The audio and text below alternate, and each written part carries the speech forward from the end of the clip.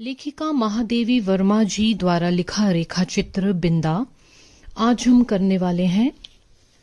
पाठ शुरू करने से पहले चलिए लेखिका के बारे में कुछ जान लेते हैं। महादेवी वर्मा जी का जन्म 1907 ईस्वी में फर्रुखाबाद में हुआ। इन्होंने प्रयाग विश्वविद्यालय से एमए की। इन्होंने गद्य और पद्य यानी प्रोज एंड पोएट्री दोनों लिखे हैं। इनके कविता संग्रह यामा के लिए इन्हें ज्ञानपीठ पुरस्कार मिला। साहित्य में अभिन्न योगदान के लिए भारत सरकार ने इन्हें पद्म भूषण से सम्मानित किया। महादेवी वर्मा जी को आधुनिक युग यानी मॉडर्न एज की मीरा भी कहा जाता है।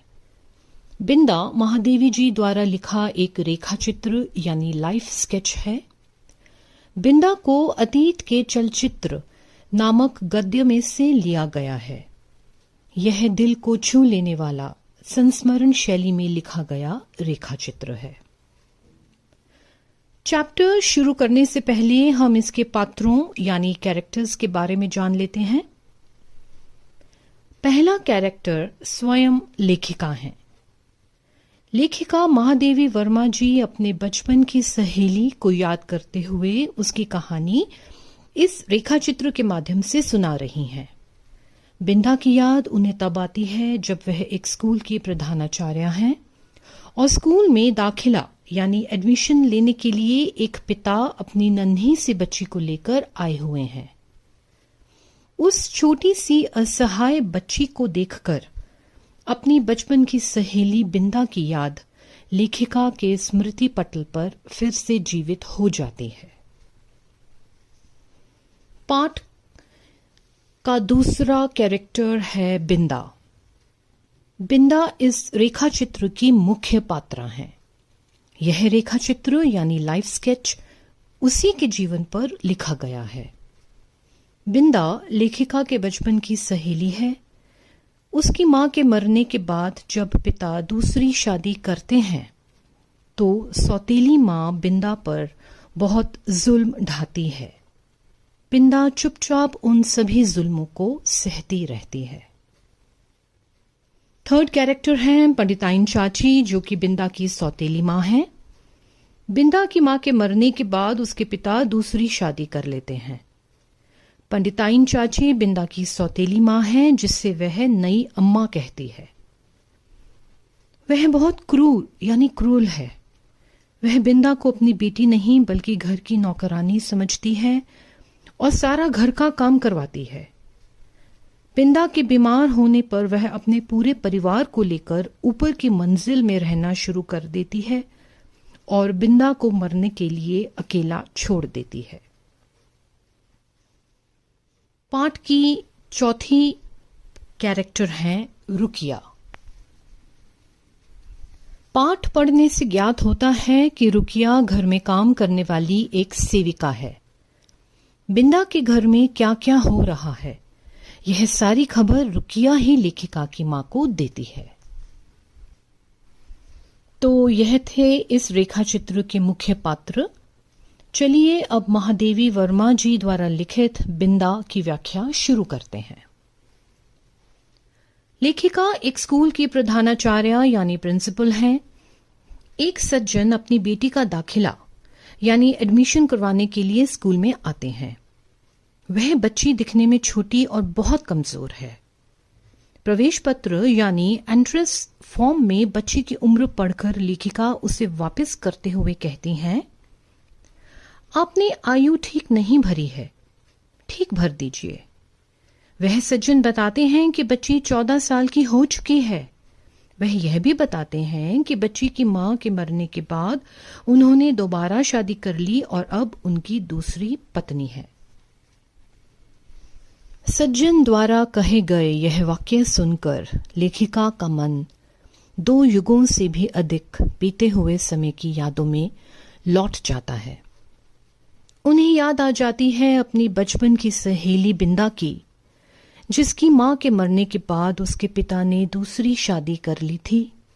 बिंदा भी इसी बच्ची की तरह कमजोर और चुपचाप रहने वाली लड़की थी। सौतेली मां के जुल्मों से दबी हुई वह पूरा दिन घर के कामकाज में लगी रहती और उसका बचपन ना जाने कहाँ खो गया था। दाखिले के लिए आई हुई बच्ची ने महादेवी वर्मा को अपने अतीत यानी पास्ट की याद करा दी थी। उन्हें याद आने लगा अपने बचपन का वह समय जब बच्चे दुनियादारी से दूर सिर्फ खेलने, खाने पीने और सजने में लगे रहते हैं। उन्हें याद आई अपनी बचपन की सहेली बिंदा की। उस समय लेखिका बहुत छोटी थी। अब वह अपने पास्ट की कहानी लिख रही है और वो उस समय की जब बात बता रही है, जो वो बिंदा की कहानी सुना रही है हम सबको। उस समय जो लेखिका थी वह एक छोटी बच्ची ही थी। आगे लेखिका लिखती हैं, मेरा संसार का अनुभव बहुत संक्षिप्त था। कहने का मतलब है कि एक छोटे बच्चों का सांसारिक ज्ञान यानी वर्ल्डली नॉलेज जितना होता है उतना ही लेखिका का उस समय था। उन्हें जीवन मरण का कुछ ज्ञान न था। घर के आसपास रहने वाले कुछ जानवरों जैसे बिल्ली, सफेद कुतिया, गाय को वह देखती कि किस तरह वह अपने नवजात बच्चों के आसपास किसी को ना आने देते और उनका पूरा ख्याल रखते। तो उनका बाल मन यही समझता कि इस पूरी दुनिया में सिर्फ एक ही काम है, बच्चों को खिलाना, पिलाना और सुलाना, और इस पूरे काम को ठीक ठाक करने की जिम्मेदारी मां नामक प्राणी को दे दी गई है। लेखिका की इस बात से हम समझ सकते हैं कि कितना सीधा साधा, सच्चा और निर्मल होता है एक छोटे बच्चे का मन। लेखिका अपनी सहेली बिंदा के बारे में बताते हुए लिखती हैं कि वह लेखिका से उम्र में थोड़ी बड़ी थी। वह नाटे कद की थी और ऐसा लगता था मानो किसी ने ऊपर से दबाकर उसे कुछ छोटा कर दिया हो। अच्छा खान पान ना मिलने के कारण वह बहुत कमजोर थी, जिसके कारण उसके दुबले पतले हाथ पांव में से हरी नसें दिखाई पड़ती थी। उसकी आंखें हमेशा उदास रहती थी। बिंदा की आंखें लेखिका को पिंजरे में बंद चिड़िया की याद दिलाती है। बिंदा की मां का देहांत हो चुका था। उसके पिता ने दूसरी शादी कर ली। इस सौतेली मां को सभी पंडिताइन चाची कहते थे और बिंदा उन्हें नई अम्मा बुलाती थी। अब पंडिताइन चाची की फिजिकल अपीयरेंस के बारे में बताते हुए लेखिका लिखती हैं कि पंडिताइन चाची का रंग गोरा था। वह मोटी थी और हमेशा रंगीन साड़ी पहनती थी। मांग में लाल स्याही की तरह गाढ़ा मोटा सिंदूर लगाती, आंखों में काजल, कानों में चमकते हुए झुमके, गले में माला, रंग बिरंगी चूड़ियां और घुंघरू वाले बिछुए पहनकर जब वह सजती संवरती थी तो लेखिका को वह बहुत आकर्षित यानी अट्रैक्टिव लगती थी। उस समय वह एक गुड़िया की तरह दिखती थी। पंडिताइन चाची का कुछ महीनों का बेटा था। बस सारा दिन चारपाई पर बैठकर वह अपने बेटे मोहन के तेल लगाती रहती थी। पंडिताइन चाची का रूप रंग तो सुहाना था, लेकिन उनका व्यवहार यानी एटीट्यूड बहुत विचित्र, स्ट्रेंज था। लेखिका लिखती हैं कि सर्दी के दिनों में उनकी मां धूप निकलने के बाद ही लेखिका को जगाती, गर्म पानी से हाथ मुंह धुलाकर मोजे, जूते और ऊनी कपड़े पहनाती और बड़े प्यार से दूध पिलाती। जबकि बिंदा के घर से पंडिताइन चाची के चीखने चिल्लाने की आवाजें सुबह से ही आ रही होती। अब यहाँ पर लेखिका ने कुछ डायलॉग्स लिखे हैं कि किस किस तरह की आवाजें लेखिका को बिंदा के घर से सुनाई पड़ती थीं। उठती है या आऊं? बैल के से दीदे क्या निकाल रही है? दीदे होता है दांत। मोहन का दूध कब गर्म होगा? अभागी, मरती भी नहीं। ऐसे कठोर शब्द सुनकर बिंदा की सुबह की शुरुआत होती थी। बिंदा के घर में क्या चल रहा था, क्यों इतना शोर पूरा दिन मचा रहता था, यह सब बातें जानने की उत्सुकता लेखिका को हमेशा रहती, इसलिए कभी कभी वह अपने घर की छत पर चली जाती और वहां से बिंदा के घर पर देखती। वहां से उन्हें बिंदा मैली कुचैली धोती पहने हुए नजर आती।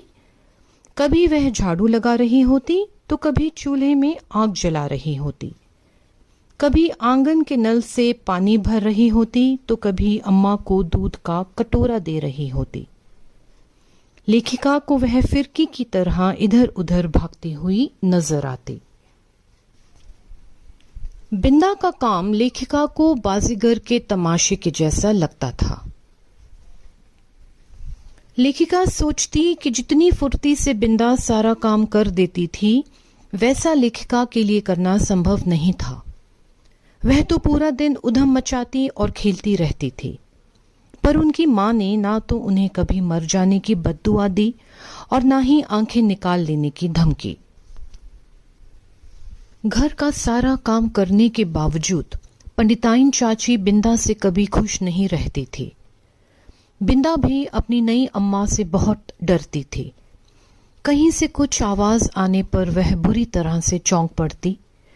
पंडिताइन चाची की आवाज सुनते ही वह डर जाती और उसके हाथ पैर कांपने लगते थे।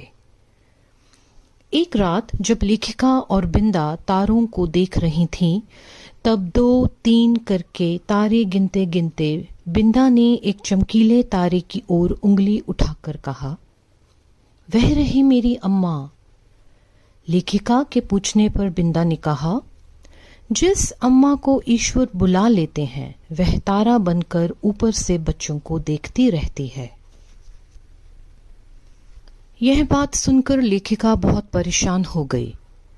उन्होंने अपनी मां को जाकर कहा, मां, तुम कभी तारा ना बनना, चाहे भगवान कितना ही चमकीला तारा बनावे, नहीं तो पंडिताइन चाची जैसी नई अम्मा पालकी में बैठकर आ जाएगी और फिर मेरा दूध, बिस्कुट, जलेबी सब बंद हो जाएगा और मुझे बिंदा बनना पड़ेगा। इन पंक्तियों से हमें लेखिका के बाल सुलभ मन में मची हलचल के बारे में पता लगता है। बिंदा के प्रति उसकी सौतेली मां का बुरा व्यवहार देखकर नन्ही लेखिका डर जाती है। अपनी मां का आंचल पकड़कर उनसे कहती है कि वह कभी तारा ना बने, कभी उसे छोड़कर ना जाए, वरना उसको भी बिंदा ही की तरह सौतेली मां की यातना सहनी पड़ेगी। फिर एक दिन की बात याद कर लेखिका लिखती हैं कि बिंदा ने चूल्हे पर दूध उबलने के लिए चढ़ा रखा था। अपने नन्हे नन्हे हाथों से जब उसने दूध की पतीली को उतारा तो वह उसकी उंगलियों से छूटकर गिर पड़ी। खौलता हुआ दूध उसके पैरों पर गिरा और उसके पैर जल गए।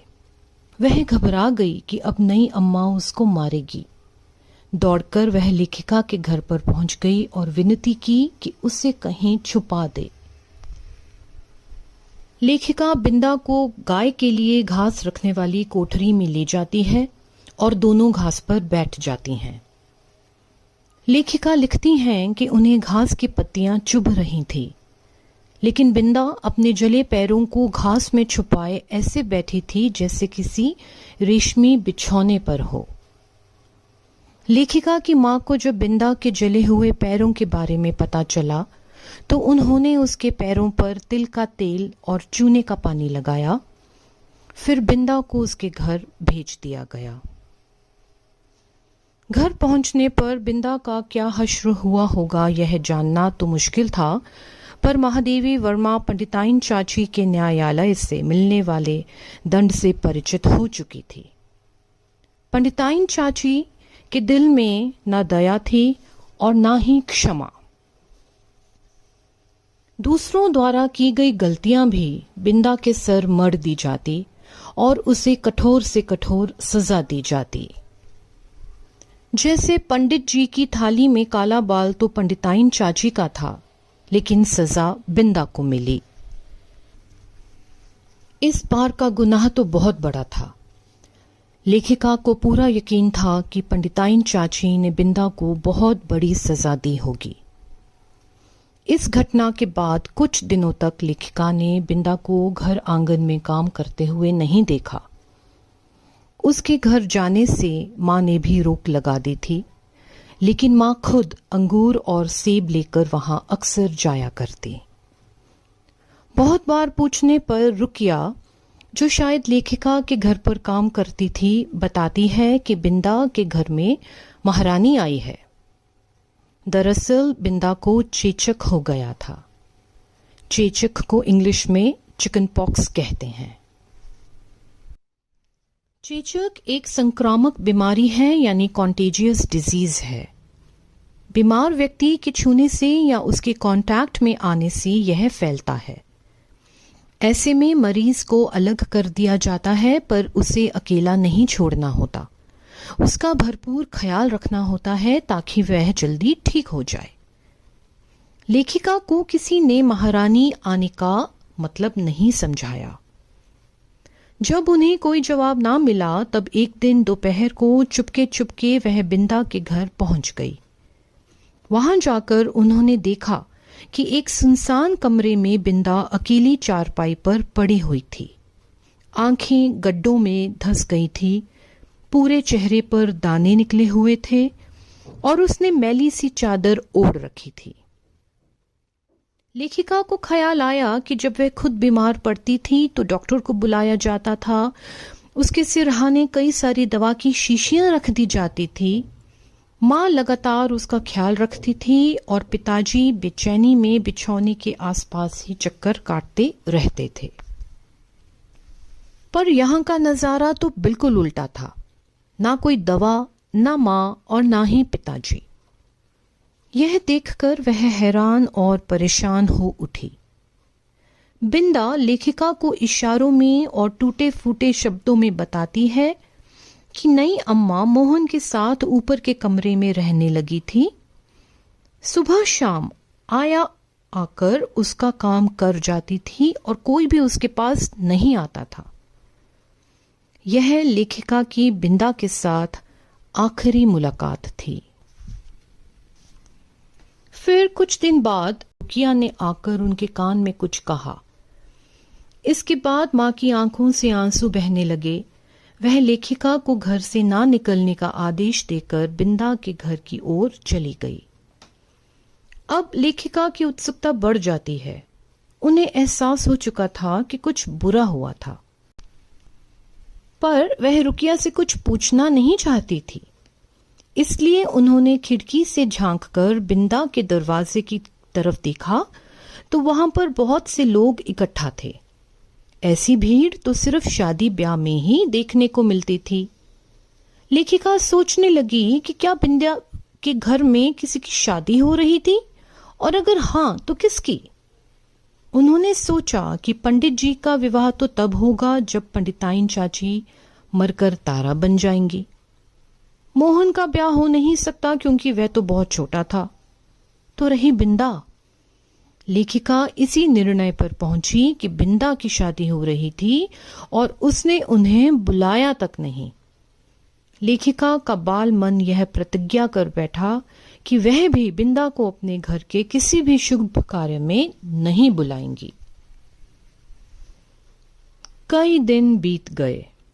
लेखिका बिंदा के ससुराल से लौटने का इंतजार करती रहती थी।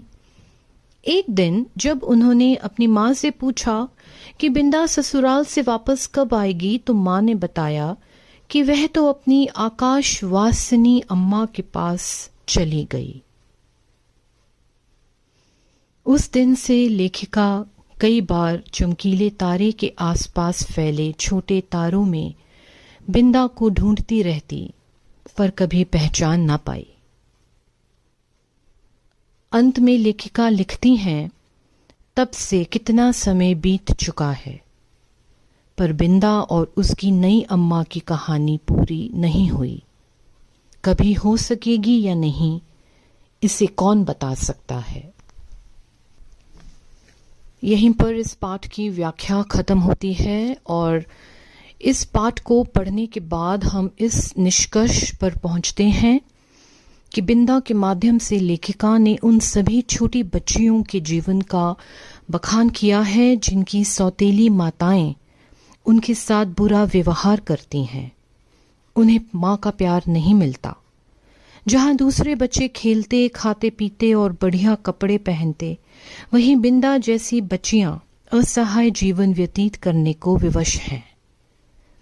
इस कहानी का उद्देश्य समाज में फैली हुई ऐसी विषमताओं यानी डिस्पैरिटीज को दूर करना है जिससे हमारा समाज आधारहीन और खोखला होता जा रहा है। लेखिका ने आखिर में एक प्रश्न चिन्ह यानी क्वेश्चन मार्क लगा दिया है। यह सवाल है पूरे समाज के लिए कि क्या सौतेली मां के द्वारा नन्हे बच्चों को सताने के सिलसिले का कभी अंत होगा या नहीं। तो यह थी व्याख्या महादेवी वर्मा जी द्वारा लिखित रेखाचित्र बिंदा की। आशा करती हूं कि आपको यह व्याख्या समझ आ गई होगी। Happy learning.